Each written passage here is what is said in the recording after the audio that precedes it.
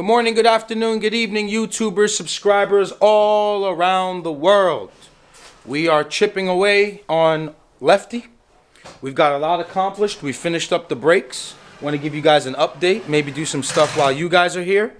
And hopefully we can get some of the wiring done for the fuel system. Pie's going to come over here from Connecticut, wire all that up, and smooth sailing. How are you guys liking the build?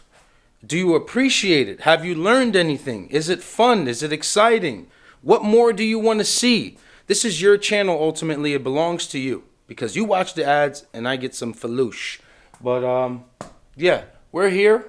We're done in the interior. I'll give you guys a huge update on what we've done and let's have fun. Keep gunning.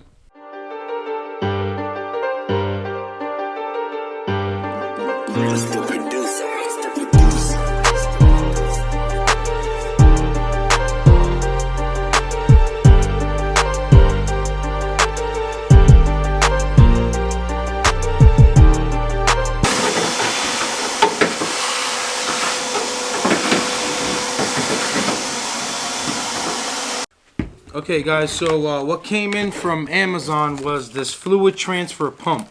I got it, it's a Pennzoil one. If anyone needs it, I'll show you guys exactly how it works. I think it was like $7-8. Unfortunately, it does not fit on the MT90. This is what we're using on the rear differential. It's the requirement's probably like a quart and a few ounces. So I got 2 of these, but I'm not putting both of them. So what I did was I emptied out this regular old bottle of oil, and I'm going to transfer this fluid into here so I could use the pump because it's hard to fill up the pump. Like there's not a nozzle or anything to pour down in, whatever. You get what I'm saying. I have to pump it in, pause. So I'm going to transfer this fluid into this bottle, and then we are going to start adding fluids. We put motor oil in already. We put antifreeze in already, and we've checked for all leaks. Thankfully, we have no oil leaks at all. And we had 1 leak on the bottom radiator hose, but we patched that up. Everything is sweet. So I'll transfer this fluid over into this bottle so we could use the pump, and then we'll start adding the differential fluid. Also, while I'm here at the table, I wanted to show you these little brackets I got to hold up the Dash 8 fuel lines. Make it look nice and clean and pretty. Got them from Amazon also, $20. Got 4 of them. Show you how it looks on the fuel line. Let me know what you guys think. Just to hold it and make it look a little bit cleaner. So we'll use the rest, the other 3 where need be. Maybe we can just put one down there. But I like the way that came out. Some good detail. Cheap detail too. It didn't cost too much money. Just around $25 shipped. But moving along. Also wrapped up the brake lines too. So we had to hard line these 2 right here. It was so difficult. I know you guys are eager to understand brake lines. I'm not that good at it. Trappy is decent at it. Trappy did the lines. He did a good job for me. To me, at least. We don't really have the proper tooling. We were using 2 extensions, but that's what we got on the outside. I like it.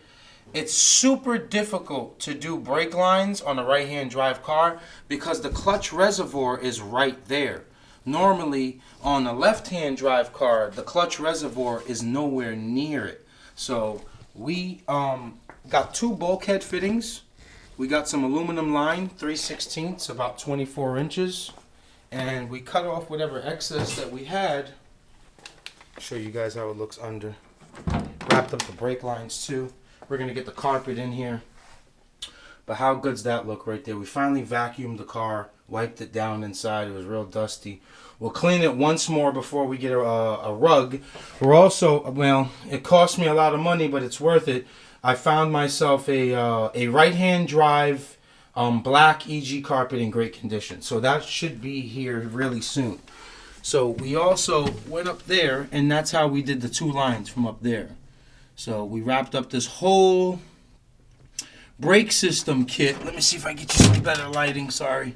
We wrapped up this whole brake system kit in about 2 days. Once we had the proper fittings, we finished that up. So we've got the 2 that run to the rear.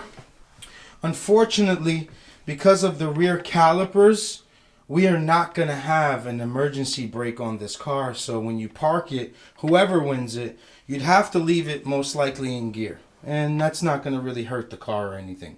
But yeah, let me know what you guys think about the brake system. Let me know if you like it.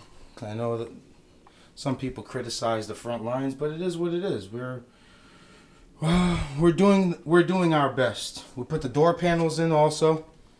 These were really clean. We put the dashboard in. We've got to still install that bracket down there. I'm waiting for some neochrome bolts for the steering wheel also from Downstar. Can't wait for those to get in. But how you guys liking this interior? Oh, real quick too, I didn't want to forget. So remember that whole tail harness that we made? Hold on, let me just get this light to hold up. Remember that whole tail harness that we made? There it is.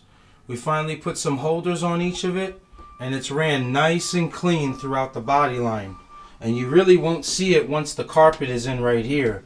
But Trappy did a great job. We've got it all the way to there. And you guys see that? Yep. You get the gist. This is our fill hole right here in the back. It's just a 3/8 ratchet. So I'm gonna take this guy off right here. Remember when we cleaned the differential out in the last videos? So we kind of made this easier. I actually had to torch this a little bit to get it loose. So remember, I'm not pouring in this type of fluid. I'm just using the bottle. So we're just gonna go into here, right? And we're gonna fill until it spills out, and that's how we know we have the right amount. So this is 1 quart of MT90. So we just fill just like that. Should take about 1 quart and maybe 3 ounces. Just going off what Cunha told me. Doesn't need much. Yeah, there it is right there. Yep. So we'll fill this guy up here and be done. So it looks like it's going to take the full quart. So once we see it spill out, we know we're finished. All right, guys, we filled up. So we saw it spilling, and right away we're just adding that back, and we're going to tighten it. Go ahead, Trappy.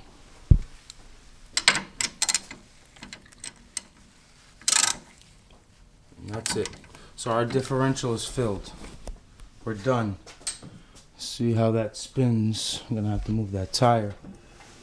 Should spin nice and easy. Yes, sir. Yes, sir. All right. Moving on to bleeding. Whoa. Almost burned the damn shop. Look at this. What an idiot. What an idiot you are, Rocky. All right, we're moving on to bleeding the brakes. So we have to do, the bleeders on the rears are on the top. So we're holding the bottom with a 7/16 and we're cracking the bleeder, which is 1/4. So furthest away from the master cylinder would be this caliper. So we're going to repeat the cycle. We're going to go all the way around until the brakes feel somewhat good. Our brakes are bled. Pedal feels great. You know what? It didn't take... What was that? Oh, I stepped on a piece. It didn't take that long to bleed. Actually, it just took 2 cycles. There goes some of the old fluid that shot out. I tried to hold it with a microfiber. But, yeah. So, if you're using this kit, or if you're ever using like a motorcycle piston caliper, remember that the bleeder is always on top. And basically what you do is you go outside then in. So that's exactly what I did. I did outside and then I went inside here on this other one. And then I went 1, 2, 3, 4. Remember, furthest away from the master cylinder. We got brakes. I'm so happy. Took the front bumper off, and we just took it outside too. I should have recorded, but I totally forgot. So we took the front bumper off so we can get the air intake temperature sensor, and we're going to mount it right there. Nice and clean. Shaved off the higher edge here and made that flush with the bar. So that's going to be money. We're waiting for a battery right now. We got some terminals already, some fresh terminals. We're just waiting for the battery to come in so we could start some of the wiring. And then my boy Jeff is on his way from Connecticut. He's bringing me a charge harness. So we are in full mode, just grinding away at the car, and everything is coming out according to plan. Battery's in, boys. Just connecting the terminals that Trappy made. Right here we've got our power. We've got our starter and alternator. We're just waiting for Jeff to bring that charge harness through, and that's basically it. I run that wire up through there. It'll look nice and clean. Sorry about the lighting. We are chipping away, boys. Okay, guys, so basically the second day, I'm sorry for going into 2 different days, but we had a lot going on yesterday with the drop. I want to show you some stuff that I'm doing now. So I prepped this rear windshield wiper. Shout out to the toilet. Yes, it does work. Jesus Christ, here comes the comments if it works. Yes, it works. It works. All right. So I got some trim black I wanted to share with you guys. This stuff is excellent, man. I got it from Amazon, as usual. It's about 11, 12 bucks. Check this out right here, man. Screenshot that. Part number there, trim black. This works great. So I prepped the front lip. This came out great. We're not doing carbon because the theme isn't really carbon on the car, on Lefty. And then I did the rear wiper. That's coming out exceptional. And I also did the front wipers, the right-hand drive wipers. So that's what I'm doing right now. I am currently waiting. Big shout out to 40, cleaning project driver. Waiting for Pi to get here so we can wire up the fuel pumps. And we're going into day 2. Let's kick ass. So Lefty came in clutch with the right-hand drive carpet. He found this for me. Saved my life. So it's in excellent condition, honestly. The way it looks, we're just letting the sun kind of beat it up a little bit, but it's in great shape. So I prepped the inside the car. I removed the shifter, and I am ready to install the carpet. I think I'm gonna cut it right here at the back because I don't want to loop it over this. I want to still keep this paint exposed so everyone can see how clean and how good the paint is. So just wait for Trappy to get here. He's on his way, and we should be putting in the carpet soon. Yo, you ain't gonna make a mistake. Just keep it.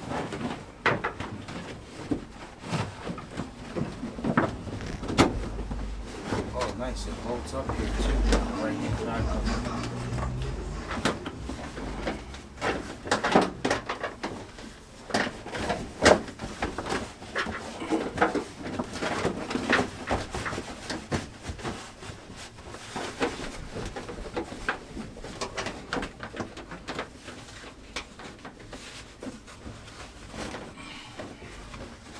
See what I'm saying about back here is mark it, right? And if we cut it, and we'll leave this part exposed of the chassis, like this body line. Yeah. You know what I'm saying? I think it's gonna look better. Yeah. We can put the permanent marker. We can. I don't think the mark is gonna show. No? We have to poke a hole. The hole will be our pilot line. Poke the hole, slide the razor left and right, pull the carpet out, and then take that straight line out. But we're also have to make a hole here too, because when we come up from cutting right here, we're not going to know if we're going to come straight and show too much. So if we cut this shape,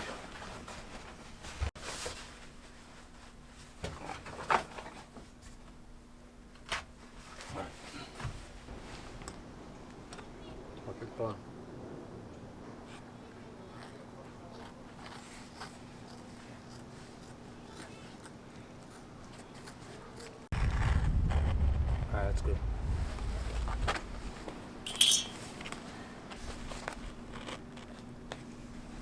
Perfect.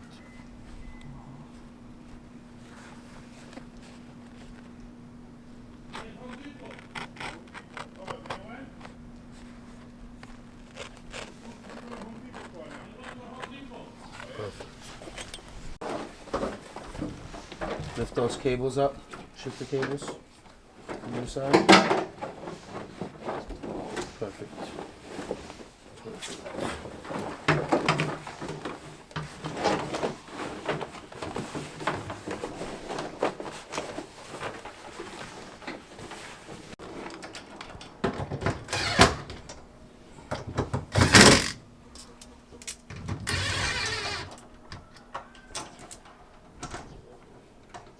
Let her eat. Let her eat, boys. Let her eat. Let her eat. Let her eat. Double check that with a 3/8, please. Come on now. We'll be out here. We'll be out here working like an ass backwards ass. King capping ass. 12 cap, big cap coming in. 12 hats on. Big cap. Big cap coming in. Big cap coming. Big cap. We got the interior somewhat situated right now. Everything is fitting beautifully. We ran the cables under the console, fit nice. Finished bolting all that stuff up, and I'm still waiting for the Downstar bolts for the Sparko steering wheel. But the interior right now is at about 70%. 70%. We ain't putting the seats in yet. We still got to put the seat harnesses in. But I'm loving the way this interior is coming out. What the fuck do you think about the interior? What the fuck do you think?